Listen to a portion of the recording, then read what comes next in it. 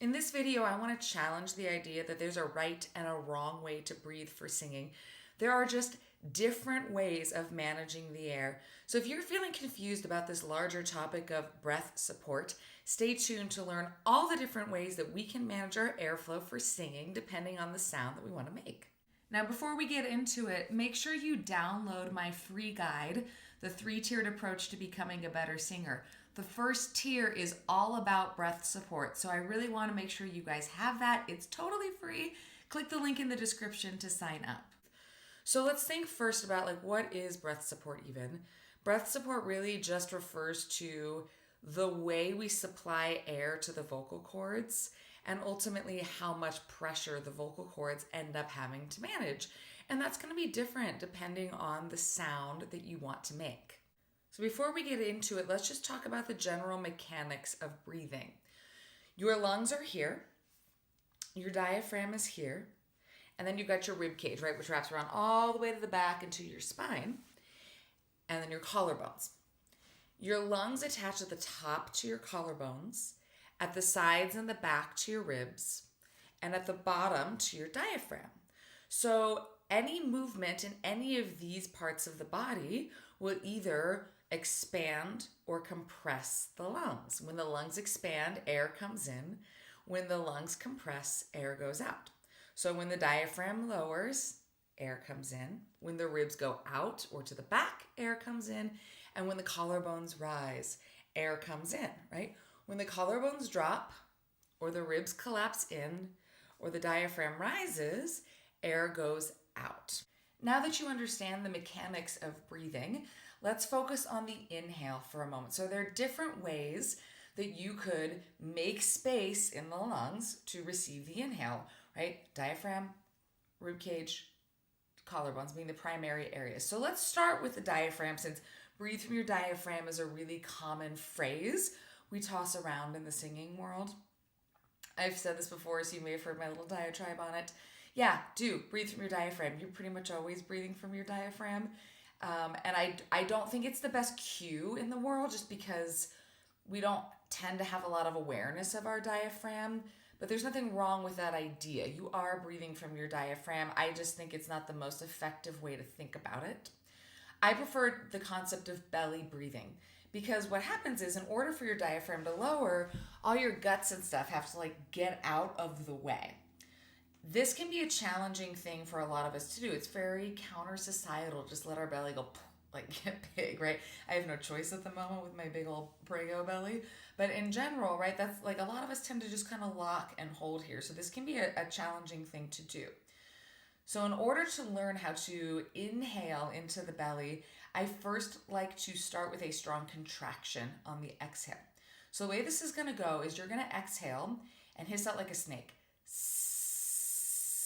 As you do, contract your core, contract, contract, contract, contract, until you cannot contract any further and you're completely out of air. When that happens, just let go. And my hope is that you're going to feel these muscles release. Sometimes it's easier to release a muscle after we've strongly engaged it.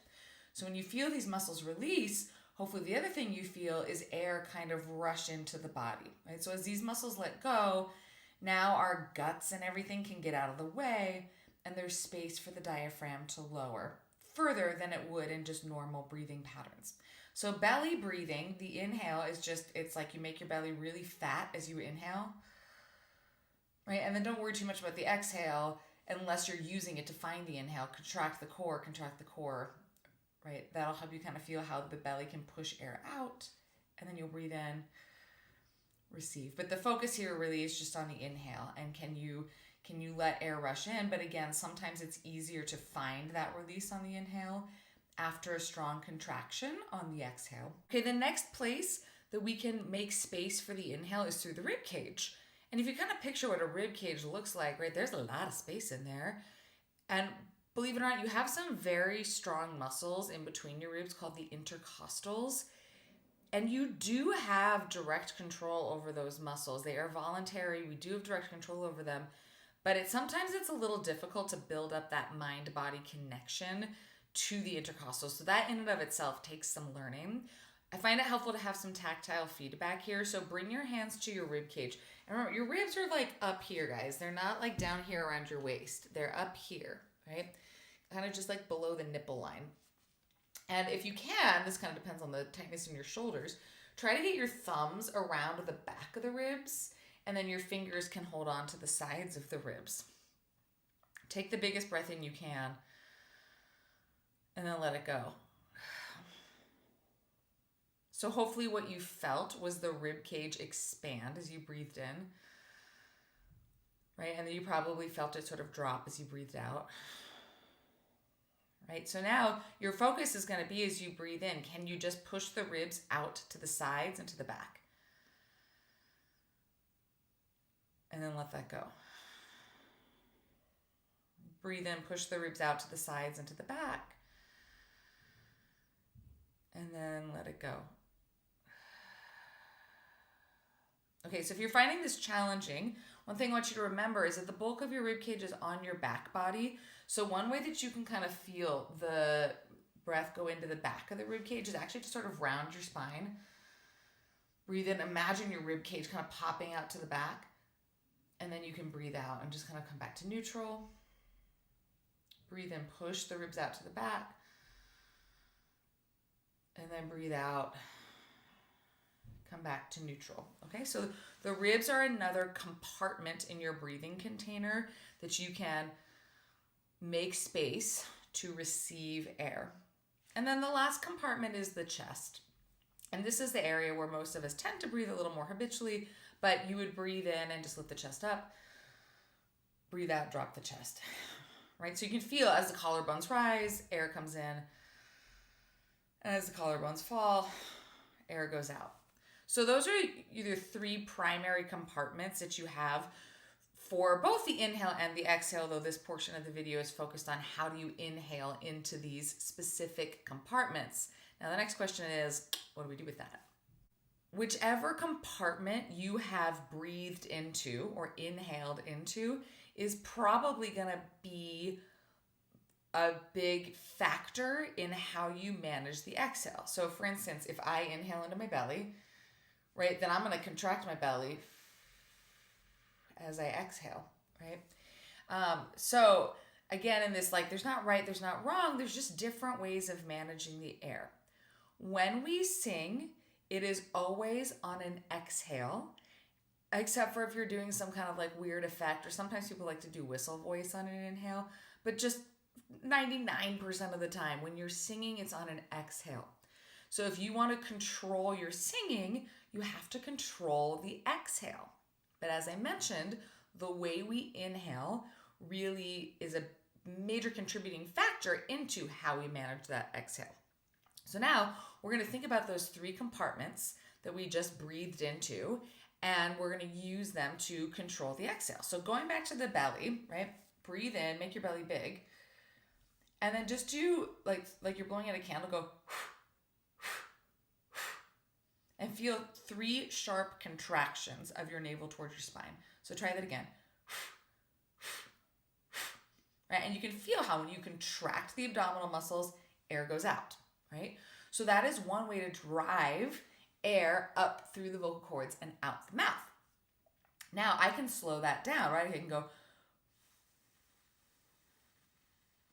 and slowly contract, or I can speed it up.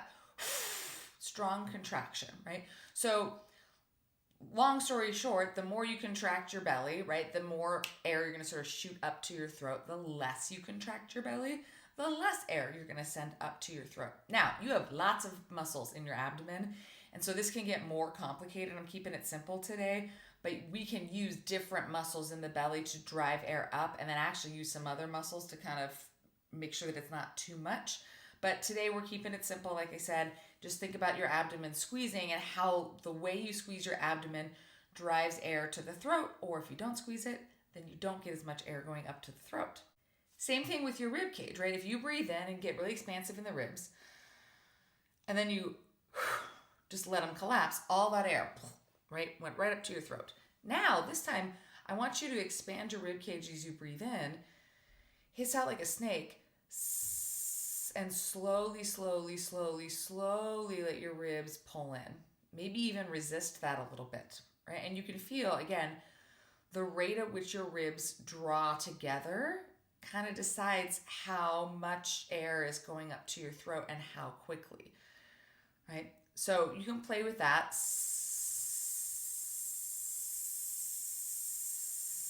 And really just see, can you slow down the rate at which your rib cage collapses, right? And that gives you another way to manage airflow to the throat.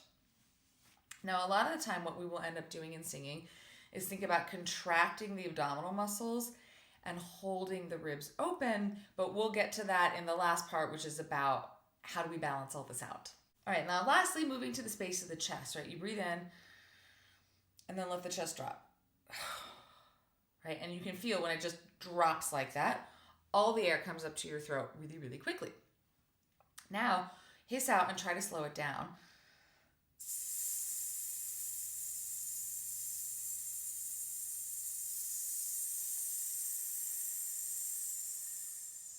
Just like you did with the ribs, you'll notice that air didn't get supplied as quickly to the space of your throat while you were doing that. What you might also have noticed, however, is maybe a little feeling of tension in the throat as you were attempting to slow down the rate at which the chest dropped. The reason for that is your gravity is really pulling pretty hard on your collarbones, right? And so you can use your chest muscles obviously to resist that, but the other thing that's going to work to resist that is your throat. So I stand by this idea that there is not a right and a wrong way of breathing for singing. That said, a breath that is only in the container of the chest and is managed primarily by the container of the chest, generally speaking, for most people, will produce a little more strain than these other ways of singing. But some people find that it works for them. Like I've watched some really good singers who do use more chest breathing. And so don't think that you can't breathe into your chest, right? But just notice when you were controlling the exhale entirely from your chest, did you feel some strain here? The other thing I want to say about chest breathing is do not demonize this compartment, right? In general, we do want it to expand when we're breathing for life and for singing. It's just that when this is the only compartment that we're utilizing, that's when a lot of people experience strain. So not bad to breathe into your chest. It's just that we kind of want to use these other compartments as well. That typically produces better results for people. And now it's just a matter of mixing and matching. Singing is all about making sure you have exactly the right amount of breath energy for the given sound that you're trying to produce. And so what we want is some muscles, to drive some airflow to the throat, and then some other muscles to go, ooh, but not all the air. Because if you go, right, like that's not going to work very well for singing. You can see that. I could sing like one word that way, right? So something has to create some resistance against the exhale. And that's what's going to actually create energy in your breath and energy in the sound. When we first start singing, the thing that we often use to create resistance are the vocal cords. We kind of clamp down and tighten here, right? And again, that's what makes us feel like we're straining. So when it comes to breath support, it's like, how do we use these muscles in the breathing container to drive airflow and resist airflow to create this little pressure cooker system that energizes the air, and we get just the right amount so the vocal cords don't have to do any extra work. Again, I don't subscribe to a right or wrong. It's just mix and match. See what works for you. So one method that a lot of people like is to contract the belly but hold the rib cage open. What I would suggest for trying this is put one hand on your abdomen, one hand on your rib cage. As you breathe in, let both compartments expand. As you breathe out, contract the belly, hold the ribs open, hold the ribs open, hold the ribs open, hold the ribs open. And then let that go. Now that's going to take some practice because again, the mind-body connection between the brain and the intercostals can be a little bit tricky, right? So just keep working with it. The more you give yourself tactile feedback, the easier that becomes. So that's one method of drive the air from the belly, resist from the rib cage. Another area would be drive the air from the low belly and then actually resist from the solar plexus. So your solar plexus are sort of like, think about them being like your upper abdominal muscles. So I would breathe into the whole belly. And then I'm going to squeeze just the muscles from the below the belly button, but keep the ones above the belly button open.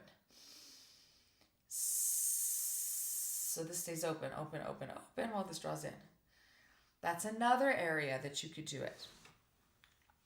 Another area you could resist is through the back, through the back of the rib cage, or just the back muscles in general, right? So I can breathe in, fill up the whole container, and then try to keep my back open while I drive the air from the abdomen.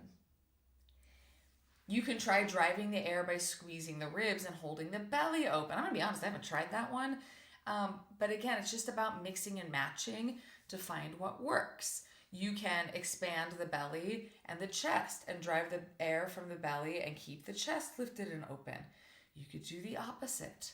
And you just want to see, like, what is it that works for me? But you want one part of the body that is contracting and one part of the body that is staying really, really open, trying to hold the lungs open so that you don't get all the air, right? You don't get all this compression of the lungs at once, but one piece is holding the lungs open while another piece is compressing them.